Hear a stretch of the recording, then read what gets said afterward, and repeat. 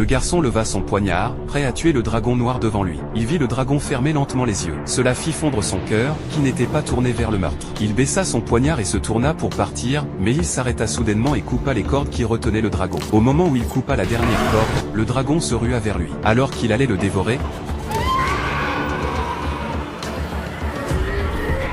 le dragon, épuisé après avoir libéré sa colère, s'enfuit précipitamment.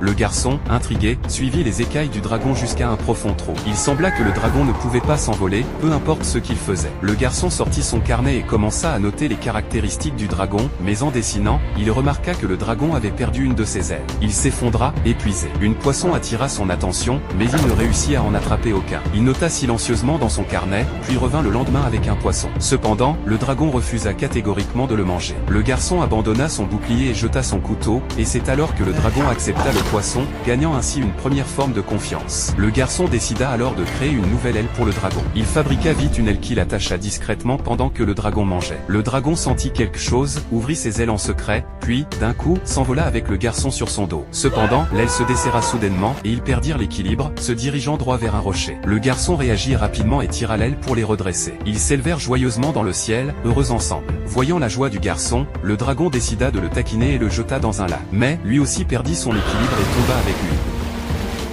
Le garçon fabriqua de nouveaux équipements, mais lors de sa première utilisation, il fit une chute inattendue. Les jours suivants, il se consacra à étudier divers équipements et à s'entraîner à voler, comme s'il n'y avait que lui et le dragon. Jusqu'au jour où leur secret fut découvert par leur propre tribu.